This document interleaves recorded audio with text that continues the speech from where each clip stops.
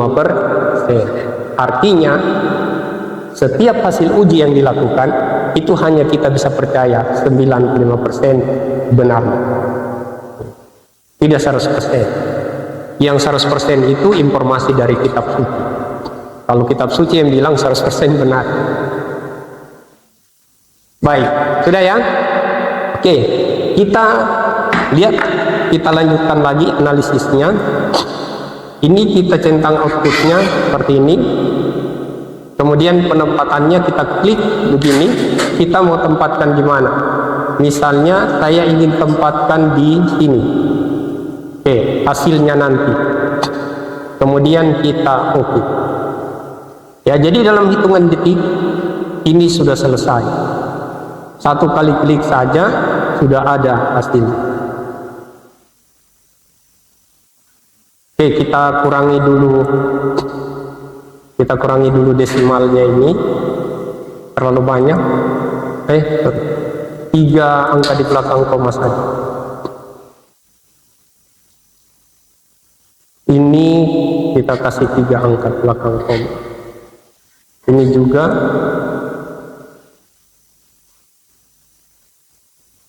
Gitu ya.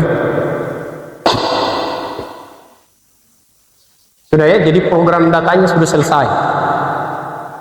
Satu kali klik selesai. Bayangkan kalau kita pakai rumus ini, Anda juga harus menghitung dulu rumus variansi.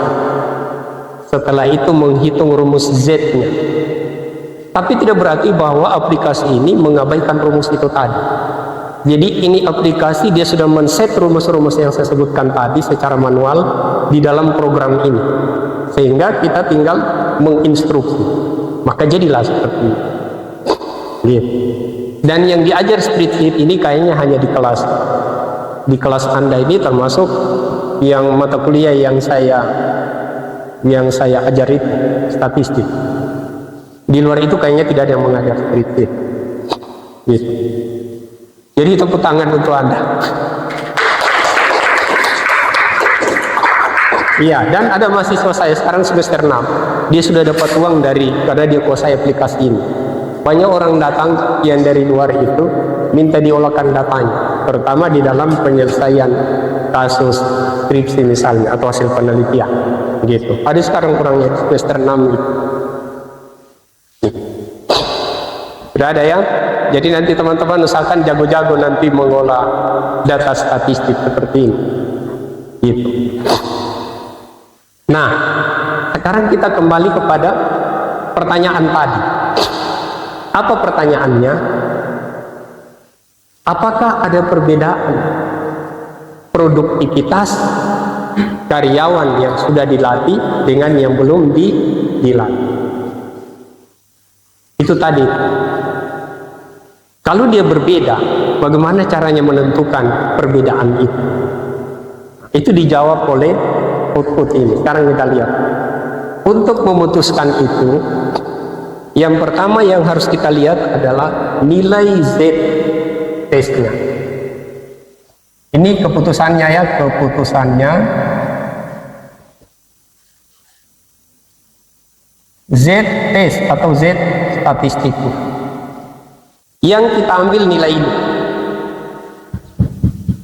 Nih.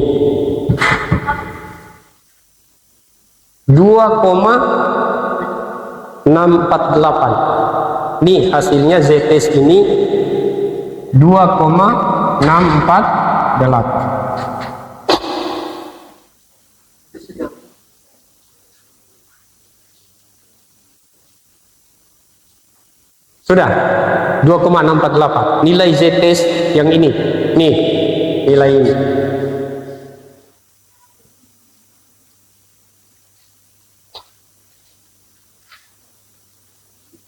Jadi, kita ulang lagi ya. Apakah ada perbedaan produktivitas tenaga kerja yang sudah dilatih dengan yang belum dilatih? Yang tanpa pelatihan dengan yang pelatihan? Nah, untuk menjawab itu, jawabannya kita lihat melalui Z-test. Gitu ya. Z-test ini 2,648. Nah, ini 2,648. Lalu kita apakan nilai ini? Kita cari pembandingnya di sini namanya Z kritis. Nih, Z kritis two tail. Berapa nilainya? 1,960. Besar mana ini? Z kritis 1,960. Besar mana?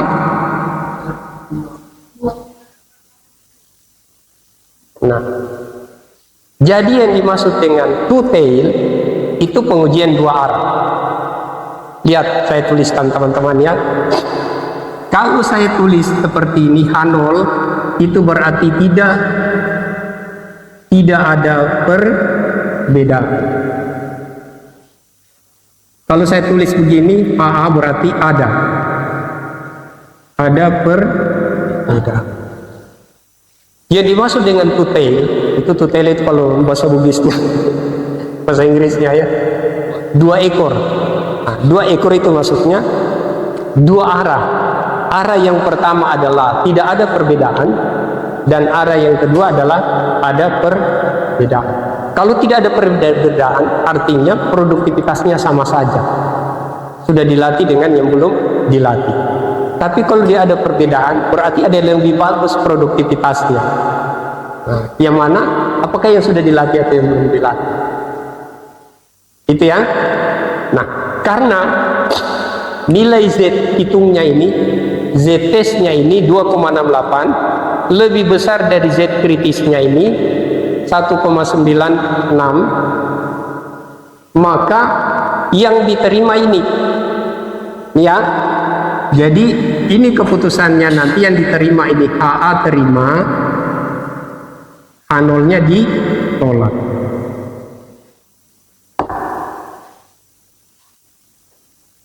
Jadi ada perbedaan produktivitas tenaga kerja yang sudah dilatih dengan yang belum dilatih. Kenapa bisa begitu? Karena ini yang memutuskan hasil Z testnya ini, yang ini itu dibanding dengan yang kritis lebih tinggi ini daripada yang Z kritis. Gitu. Bagaimana kalau sebaliknya? Misalnya yang ini lebih rendah dari yang ini, berarti tidak ada perbedaan. Artinya itu sama saja kalau tidak ada bedanya. Bisa dipaham sampai sini? Bisa ya? Berarti H0 yang diterima, AA nya ditolak.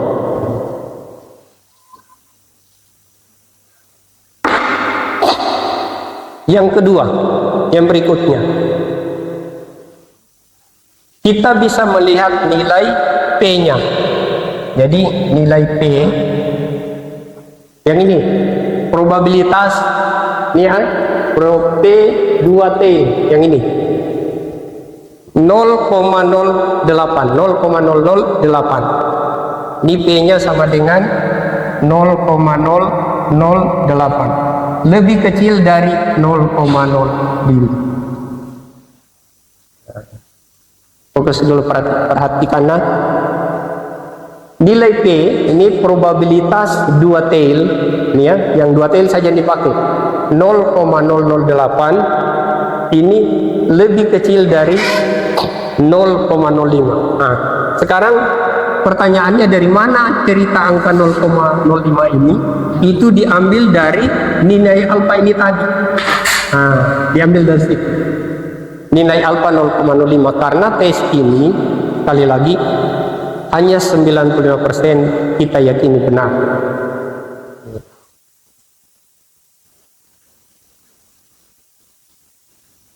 Jadi kalau kita lihat hasil ini, apakah ada perbedaan? Jawabannya ada perbedaan. Siapa yang paling bagus produktivitasnya? Siapa yang paling bagus produktivitasnya? Hah? Ya sudah dilatih atau belum? Dari mana Anda tahu? Ditahu dari sini. Lihat, yang ini min, nilai rata-rata produktivitas. Kalau yang boleh dilatih ini tanpa pelatihan 8,8, ya, yang tanpa pelatihan itu sama dengan 8,733. Sedangkan yang sudah dilatih itu adalah sama dengan 9,9. 400. Jadi lebih tinggi produktivitasnya dibanding dengan yang belum dilatih.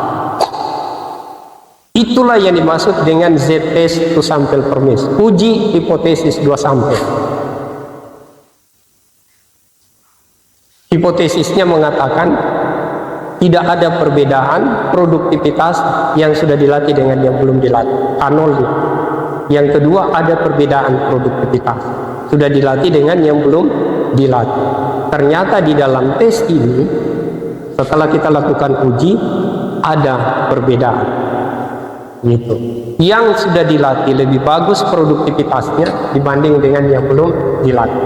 Nah, kalau Anda yang manajer, ingat, statistik ini adalah dalam rangka mengambil keputusan, maka manajernya itu dia harus membuat keputusan, laksanakan pelatihan supaya ada peningkatan produktivitas, karena pelatihan itu bisa meningkatkan produktivitas.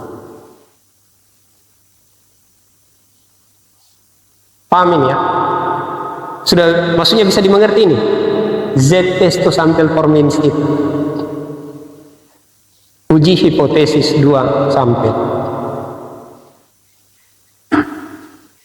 Bisa ya? Oke. Coba saya tes dulu, jangan bilang bisa-bisa. Coba yang di ujung sana. Saya tanya Anda, kapan kita bisa tahu bahwa itu ada bedanya atau tidak ada bedanya?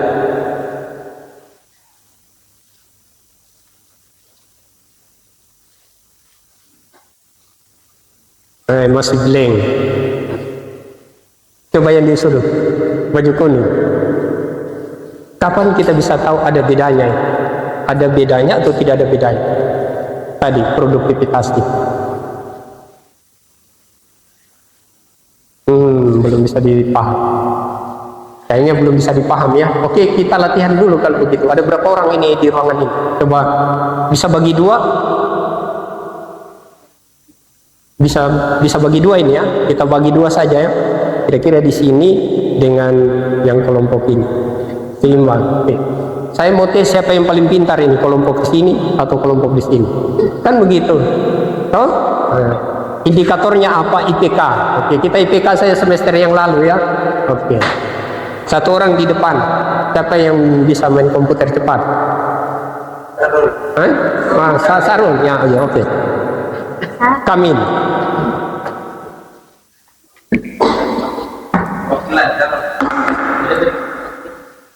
Ya, kita buat file baru ya untuk latihan.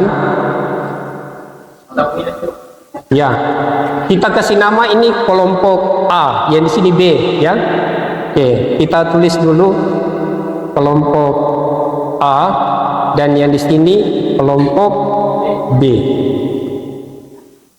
Nah, oke, silakan. Batasnya di sini, kita kasih batas yang ini saja ya. Nah, dengar permasalahannya. Apakah ada perbedaan kecerdasan intelektual mahasiswa kelompok A dan mahasiswa kelompok B? Kan begitu. Kalau dia berbeda, mana yang paling pintar? Apakah kelompok di sini atau kelompok yang di sini? Atau kalau dia sama, artinya sama-sama bodohnya. Kan begitu.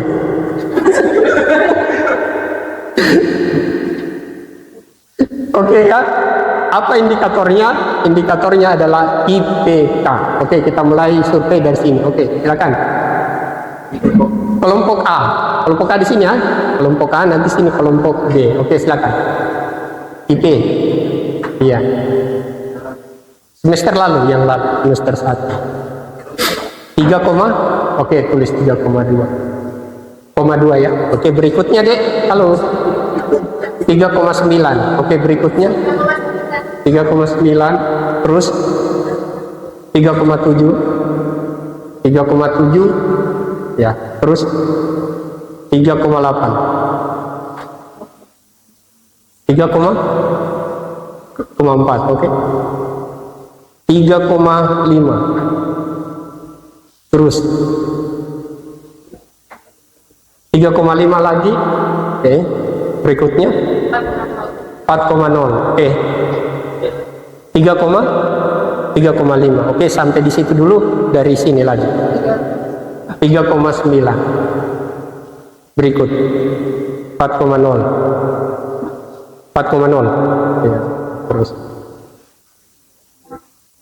3,8, oke. 3,5, oke. 3,9. Oh iya ya. Ya, oke. 3,5 baru. Tadi siapa yang 3,5? Oh iya, terus 3,9.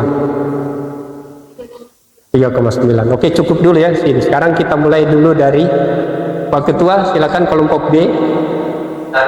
Ya. 4,0. Oke, berikutnya 4,0. Ya, oke. Terus 4,0. 3,9. 3,9. 3,3. Berikut 3,9. Oke, dari sana lagi 3,8. 3,9. 3,5. 3,2. Oke. 3,2 tadi. 3,8. 3,60. Oke, 3,6. Terus 3,9. Oke, terus 3,3. Terus 3,6. Kurang 2 ya. Kurang 2 mahasiswanya. Oke, kalau begitu ini satu belum masuk dulu. Ya, oke. Jadi salah satu asumsi yang harus terpenuhi bahwa sampel yang terlibat itu dia harus balance. Tidak boleh dia timpang kayak begini ya. Ada yang lebih banyak, ada yang sedikit. Itu kalau sama orang jalan pendek satu kakinya begini. Jatuh. Harus balance. Jadi asumsi di dalam tes z-test to sample for means itu sampel size, ukuran sampel harus sama ya antara kelompok sampel 1 dan kelompok sampel 2. Dan ingat bahwa perwakilan sampel ini bersumber dari populasi yang berbeda. Ya, tapi kita anggap bahwa ini tadilah yang dari kampus lain, ini juga dari kampus lainnya. Meskipun kita saja ini kan hanya contoh untuk memberi pak. Gitu ya. Oke. Jadi kita hapus saja dulu atau kita tanya ini berapa deh IP-nya? Ya 3,8 ini IP-nya.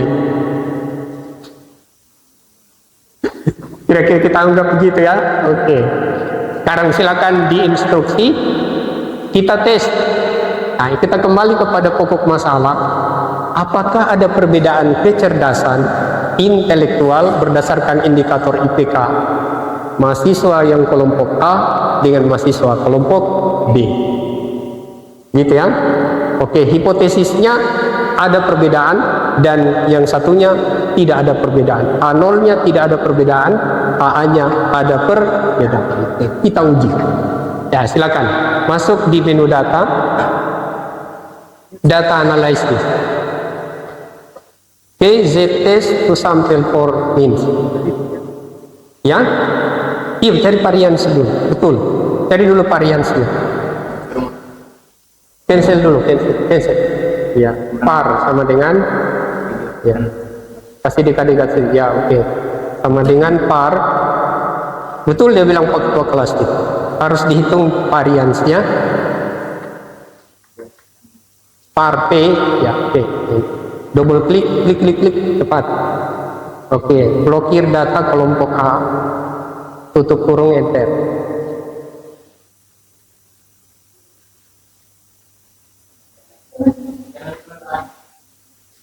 Iya, sama dengan tadi.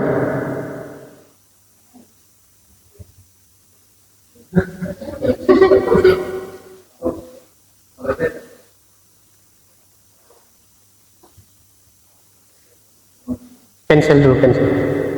Ya, dihapus dulu persamaannya tadi.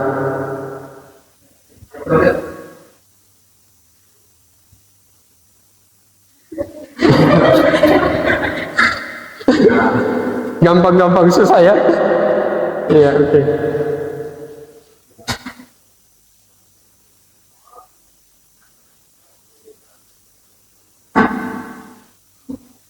Coba enter. Kurangi tutup kurungnya. Ya, buku kurungnya 2 itu, hapus 1. Hapus, ya. Kurungnya. Yang di dalam ya dihapus kurungnya itu. Iya, coba diblokir ulang ya. Oh, buka kurung dulu, buka kurung. Tuh. Dengan kelompok.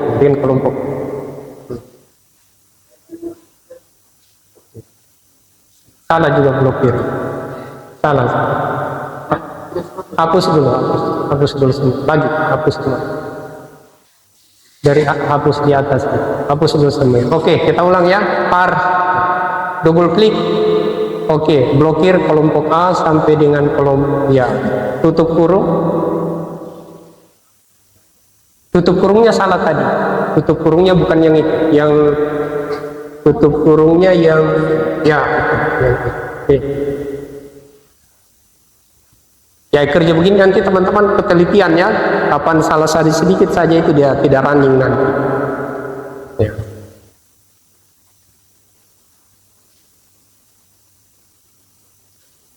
Ya, oke. Yang kelompok B di situ A, ya kelompok A itu, kelompok B.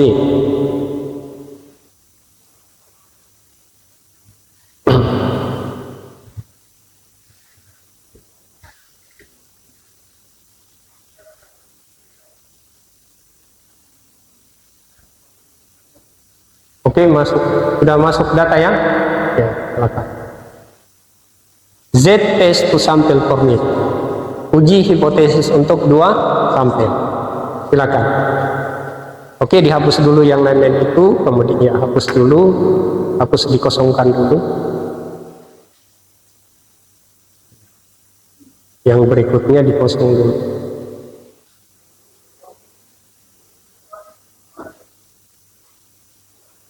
Iya, oke, lihat semuanya, diblokir data kelompok A, terus. Oke, berikut blokir data kelompok B. Oke, hipotesis mean difference kita anggap 0. Kemudian varian 1 adalah 0,0542. Itu saja, 0,0542.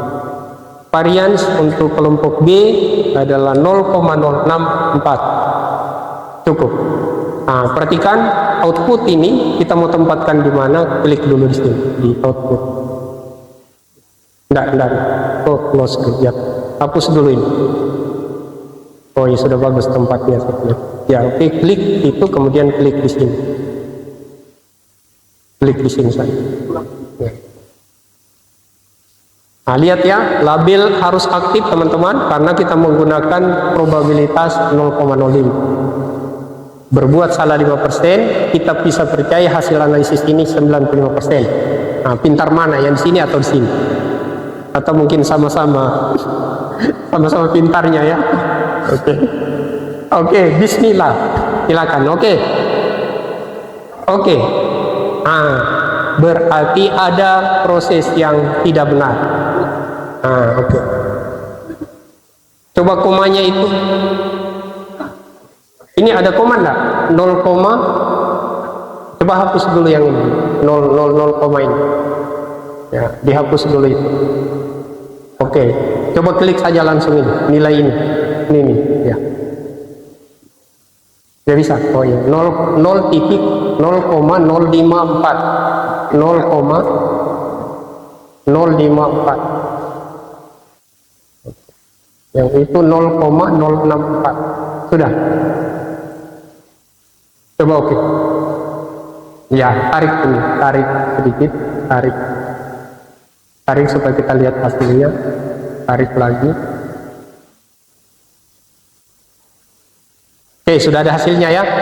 Jadi saya harap semua nanti teman-teman sudah bisa melakukan program sampai di rumah ya, di komputer masing-masing atau di laptop. Jadi yang belum punya laptop atau komputer jangan dipaksa-paksa mamanya suruh cepat beli, gitu ya. Nanti ada kelonggaran. Jadi nanti kita tinggal kerjasama dengan teman-teman yang sudah ada komputernya atau laptopnya. Jadi jangan nanti teman-teman berpikir, wah itu statistik itu harus kita mesti sekarang ada laptop. Tidak. Jadi nanti kalau satu waktu ada kelonggaran ya dibelilah laptop itu. Kalau belum bisa barengan dengan teman-teman yang lain. Gitu ya. Jadi jangan paksa-paksa mamanya harus beli. Gitu. Sudah paham sampai di sini? Paham ya sekarang? Oke, saya kembali lagi. Apakah ada bedanya kecerdasan kelompok A, mahasiswa kelompok A dan kelompok B? Oke, sekarang kita lihat hasilnya. Tadi saya sudah tulis teman-teman, jika Z tesnya, Z hitungnya lebih besar dari Z kritis, maka itu HA diterima. Ada perbedaan. Sebaliknya, jika Z tesnya lebih kecil dari Z kritis, maka itu berarti tidak ada perbedaan. Itu kesimpulannya. Oke, dengan demikian maka dengan melihat hasil ini, saya mau tanya yang ini lagi serius. What's your name? Ya, lagi serius dia. Oke, semuanya dengar ya. Apakah ada perbedaan kecerdasan intelektual mahasiswa kelompok A dan mahasiswa kelompok B? Ya? Ada perbedaan. Alasannya?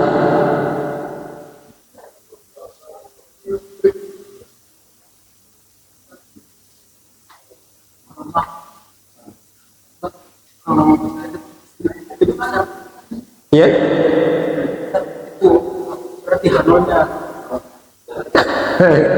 Oke, saya ulang lagi ya. Perhatikan teman-teman, dasar mengambil keputusan. Perhatikan. Jika Z test lebih besar dari Z kritis, berarti AA diterima. Artinya ada perbedaan. Sebaliknya, jika Z testnya lebih kecil dari Z kritis, maka itu berarti tidak ada perbedaan. A0 diterima dan HA ditolak. Oke, sudah paham ini? Paham? Ya, mana yang IP-nya 4,0 tadi? Yang ini ya? How about your opinion? Berdasarkan hasil keputusan?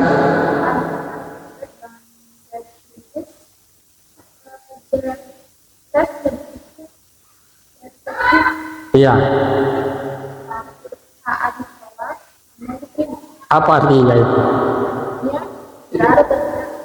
Tidak ada perbedaan. Artinya mahasiswa kelompok A sama-sama pintar dengan mahasiswa kelompok B, atau sebaliknya, sama-sama bodohnya. Kan begitu, tidak ada bedanya. Kenapa demikian? Karena nilai Z-test yang dihasilkan di dalam analisis ini Z-test 0,137. Coba lihat. Ini tadi ya, teman-teman. Ini nilai Z-test sama dengan 1,37. Lebih kecil dari Z kritis. Ini Z kritis sama dengan 1,96. Berarti dengan demikian A0 terima dan AA tolak. Berarti tidak ada perbedaan. Dua-duanya ini sama-sama pintar. Gitu toh? Nah, sekarang kita lihat bagaimana pembuktiannya. Kita lihat dari nilai rata-rata. Di kelompok A itu IP-nya rata-rata 3,7. Kalau kita bulatkan 3,73. Di kelompok B ini 3,72. Hanya berbeda 0,01 saja. Maka dia dianggap tidak berbeda secara signifikan. Karena kecil sekali itu, hanya 0,001 bedanya. Tepuk tangan untuk Anda, sama-sama paling pintarnya. Nah, itu hebatnya statistik. Jadi kita enjoy, kita seakan-akan bermain-main. Jadi tidak perlu terbebani otak kita ini dengan berpikir yang rumit-rumit dan rumus-rumus segala macam itu. Jadi dengan base aplikasi seperti ini, itu kita bawa statistika itu dalam bentuk permainan. yang menyenangkan, tapi bermuatan nilai ilmu pengetahuan. Begitu ya, cepat, tepat, akurat, benar. Dan kita bisa percaya 90% hasil tes ini, hasil yang sudah dilaksanakan. Gitu ya. Oke, siapa yang belum paham? Z test to sample for means. Sudah ya? Sudah bisa dipahami? Oke, coba saya uji-uji lagi, coba yang di belakang yang ada tas ini.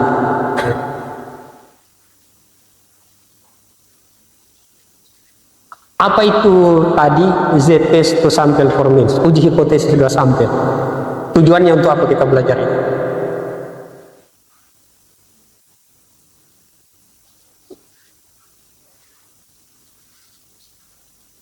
Apa tujuannya kita belajar ini tadi? Z test to sample for means. Apa tujuannya?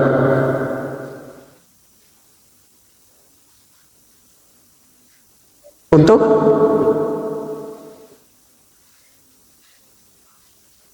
apa? Belum bisa dia. Siapa lagi yang IP-nya 4 tadi? Yang ini ya, kacamata? 4,0 tadi ya? Oke. Apa tujuannya kita belajar tadi? Untuk mengetahui adanya perbedaan antara dua kelompok sampel dari populasi yang berbeda. Itu tujuannya.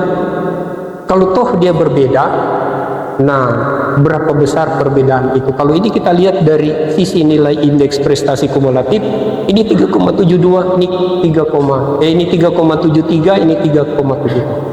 Bedanya itu hanya 0,0, maka dia dianggap tidak berbeda secara signifikan. Sampelnya dari mana? Dari kelompok populasi yang berbeda. Ini cuma karena tadi latihan, tapi itu harusnya ada mahasiswa dari Muhammadiyah, kemudian Anda juga di sini. Baru kita sandingkan, kita uji. Pintar mana orang mahasiswa MK atau mahasiswa STI? Iya? Apanya?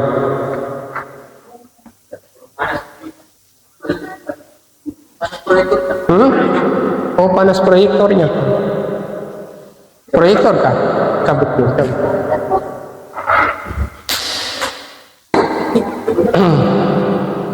Iya, oke. Saya kira itu ya. Z test to sample for means itu esensinya. Nah, mudah-mudahan teman-teman dengan materi tadi itu juga bisa dipahami.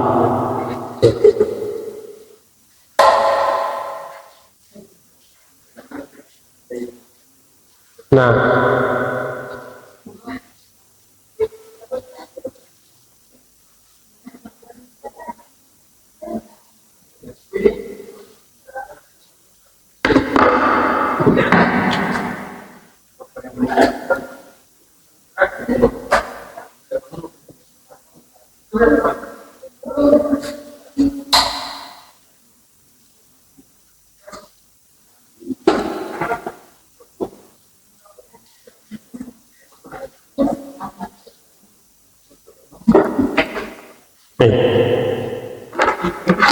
oh kemarin one sampel tetes ya, sekarang tetes sampel form.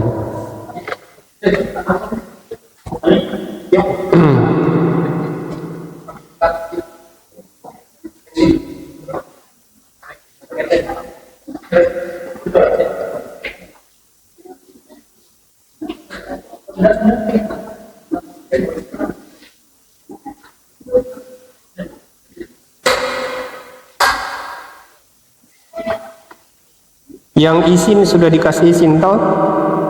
Ini yang masih kosong-kosong ini. Kenapa banyak yang kosong ini?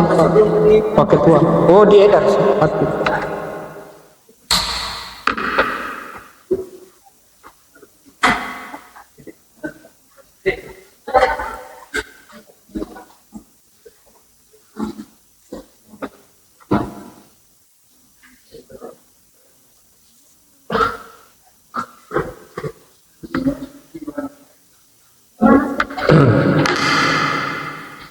Di edar itu absennya nah?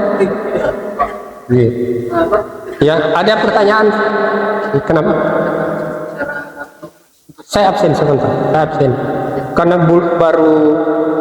baru setengah 12 lewat 10 menit gitu ya. Oke, jadi saya ulang lagi, tadi itu kita disuruh sebelum melakukan analisis ada yang disebut dengan varians. Varians itu adalah variasi respon. Jadi par itu variasi respon. Itu maksudnya bahwa kalau misalnya nilai rata-rata IP-nya kita tadi itu 3,7, ada yang 3,72 tadi dengan ada 3,71, yang disebut dengan varians itu adalah sebaran IPK pada rata-rata 3,7 itu. Dia tersebar, sebarannya itu seperti apa? Jadi semakin besar variansnya, semakin tersebar data indeks prestasinya itu. Semakin kecil dia berarti dia tersebar mendekati rata-rata 3,7 tadi. Jadi itu disebut dengan varian. Jadi di dalam Z-test to sample for means itu disyaratkan kita menghitung dulu variasi respon ini tadi. Jadi sebaran nilai menyebar pada standar nilai rata-ratanya. Itu yang disebut dengan variasi. Gitu ya, variasi respon tadi. Itu syaratnya. Dan yang berikutnya tadi, bahwa di dalam analisis Z-test sample ini bersumber dari dua kelompok populasi yang berbeda, sehingga ada representasi sampel masing-masing dan ukuran sampel dia harus balance, seimbang. Tidak boleh tadi yang ada yang panjang begini, tapi dia harus seimbang. Jadi tujuannya tadi di dalam rangka mendeteksi tentang perbedaan yang terjadi. Apakah dia berbeda secara signifikan atau tidak terdapat perbedaan. Tidak terdapat perbedaan artinya sama saja. Kalau dia sama saja, maka kalau misalnya pelatihan tadi, berarti tak usah ada pelatihan, hanya memboroskan saja anggaran. Gitu, karena mau dilatih atau tidak dilatih sama saja hasilnya. Jadi kalau di dalam decision making, mengambil keputusan, iya, tak usah ada pelatihan, karena tidak ada pengaruhnya pelatihan itu. Kalau seandainya tidak berbeda. Kira-kira itu ya teman-teman. Ada any question? Ya silakan. Tadi kan dibilang variasi itu penyebarannya merata kira 3,7 itu. Berarti kalau variasi itu terletak di satu, berarti semuanya itu dapat setara 3,7 Pak. Kalau variasinya kan tadi rata-rata variasi 0, berapa. Berarti apabila variasi dari satu merata di 3,7 Pak. 3,7 mendekati, iya, mendekati dia. Itu kan tadi ada yang 3,8 ya, ada yang 3,9, ada juga yang 4,00 tadi. Jadi kalau saya berarti kalau saya memang sebelum ada datanya tapi ada variasi memang variasi tertentu satu, berarti itu bakal datanya merata semua Pak. Iya. Saya kita ambil di pemerintahan, berarti kita variasi. Harus ada data dulu. Harus ada data dulu. Iya. Jadi variansi itu base data ya. Kalau tidak ada data tidak bisa kita langsung bilang ini variansi. Jadi harus ada data survei. Jadi kita melakukan survei, kemudian dari data itu kemudian kita hitung variasi. Gitu ya. Ada lagi? Cukup ya? Oke, kalau cukup kita absen dulu. Saya absen panggil.